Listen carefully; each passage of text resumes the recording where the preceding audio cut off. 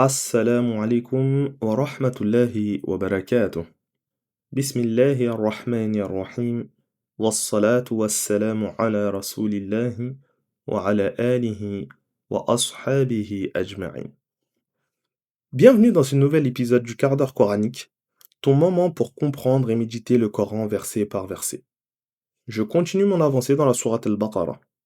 Dans l'épisode précédent, j'ai expliqué le verset 18 dans lequel Allah subhanahu wa ta'ala a décrit les hypocrites comme étant sourds, muets et aveugles spirituellement. Malgré les preuves qui leur sont présentées, ils refusent de revenir vers la vérité. Dans le verset 19 que je vais expliquer dans cet épisode, Allah subhanahu wa ta'ala poursuit cette description à travers une nouvelle parabole. Après avoir évoqué une personne qui perd la lumière dont elle bénéficiait, Allah subhanahu wa ta'ala présente maintenant l'image de personnes confrontées à une pluie abondante, accompagnée de ténèbres, de tonnerres et d'éclairs.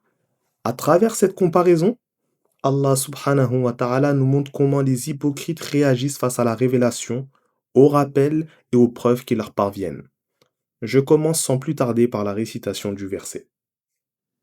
Allah subhanahu wa ta'ala dit أو كصيب من السماء فيه ظلمات ورعد وبرق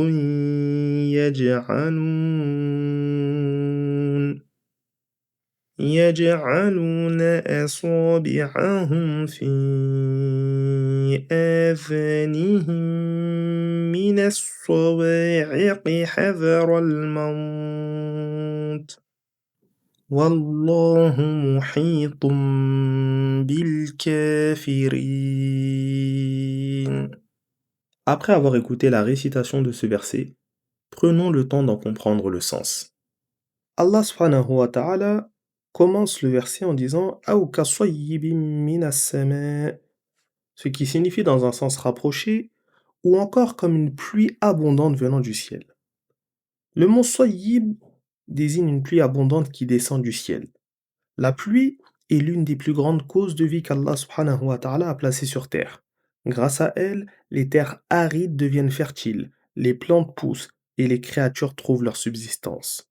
Dans cette parabole, la pluie représente la révélation qu'Allah subhanahu wa ta'ala a fait descendre sur son prophète Mohammed sallallahu alayhi wa sallam. De même que la pluie fait revivre la terre après sa mort, la révélation fait revivre les cœurs par la foi, la science, la guidée et l'obéissance à Allah subhanahu wa ta'ala. Cette comparaison montre que le Coran est une immense miséricorde. De même que la pluie profite à une terre fertile mais reste sans effet sur une terre stérile, la révélation profite aux cœurs sincères tandis que les cœurs malades n'en tirent pas profit. Le problème ne vient donc pas de la révélation, mais de la disposition du cœur à l'accueillir. Allah subhanahu wa ta'ala continue en disant Fihi dhulumat, dans lequel se trouvent des ténèbres. Les ténèbres représentent les doutes, les ambiguïtés et la confusion qui remplissent le cœur des hypocrites. Lorsqu'une personne est plongée dans une obscurité profonde, elle ne distingue plus le chemin à suivre. Chaque pas devient incertain et le risque de s'égarer augmente. Il en est de même pour celui dont le cœur est envahi par le doute. Contrairement aux croyants sincères qui avancent avec la certitude que lui procure la foi, l'hypocrite demeure dans une hésitation permanente. Les preuves de la vérité lui parviennent, mais il ne les accueille pas avec sincérité. Son cœur reste partagé entre ce qu'il reconnaît et ce que ses passions ou ses intérêts le poussent à rejeter. Allah subhanahu wa ta'ala a donc choisi l'image des ténèbres pour illustrer leur état intérieur. Privés de la lumière de la certitude, ils avancent dans la confusion sans pouvoir suivre avec assurance le chemin de la guidée. Allah subhanahu wa ta'ala continue en disant Wara'ad et du tonnerre. Le tonnerre est un bruit puissant qui suscite naturellement la crainte chez celui qui l'entend.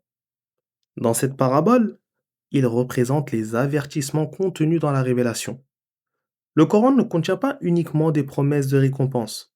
Il contient également des mises en garde contre la mécréance, l'hypocrisie, la désobéissance et le châtiment. Lorsque les hypocrites entendaient ces avertissements, ils étaient troublés, car ils savaient que certaines de ces menaces les concernaient directement.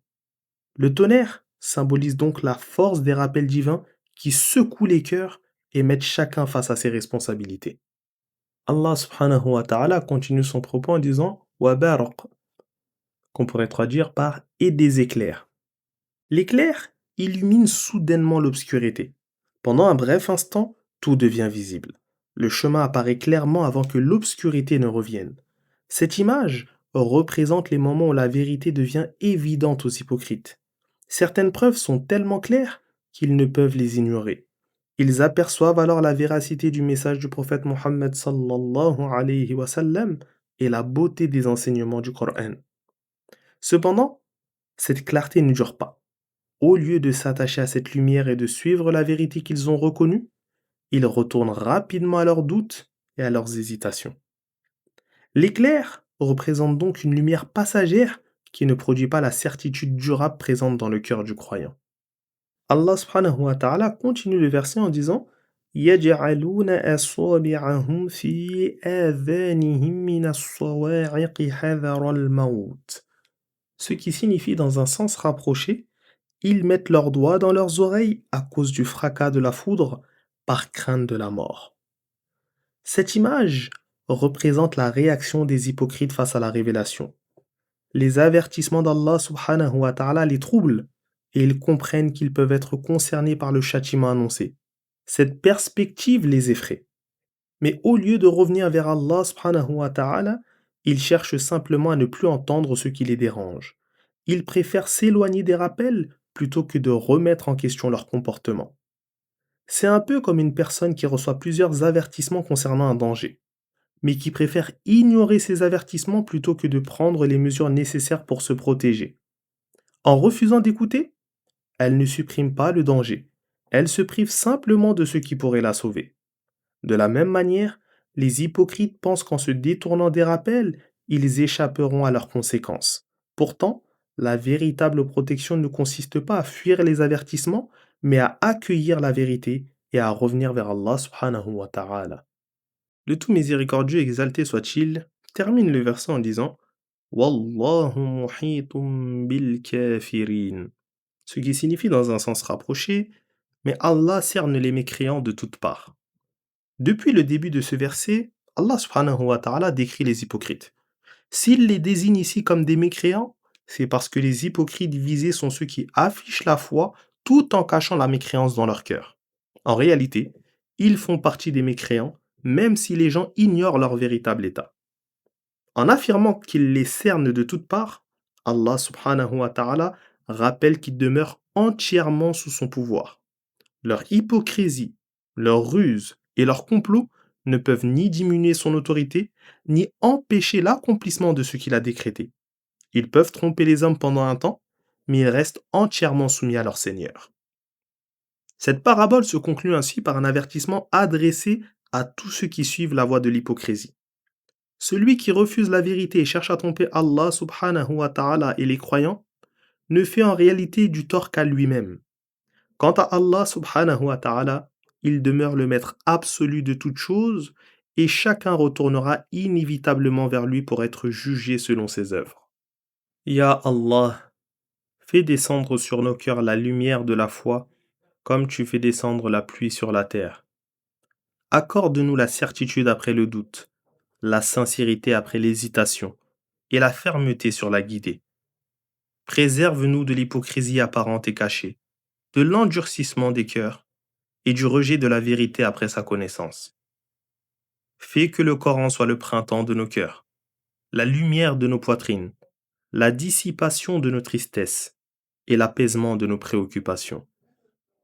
Accorde-nous un cœur vivant qui accueille tes rappels avec humilité, des oreilles attentives qui écoutent la vérité avec soumission, et une foi inébranlable jusqu'à notre rencontre avec toi.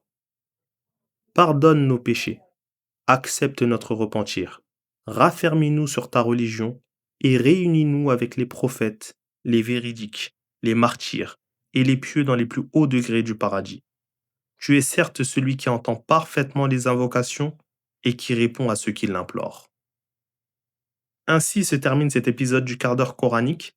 Si ce rappel t'a été bénéfique, n'hésite pas à le partager autour de toi afin que d'autres puissent en profiter. Et si tu souhaites suivre l'explication du prochain verset, abonne-toi et n'oublie pas d'activer la cloche. Allahumma salli ala Sayyidina Muhammad wa ala alihi wa ashabihi ajma'in. Subhana rabbika rabbil izzati amma yasifun.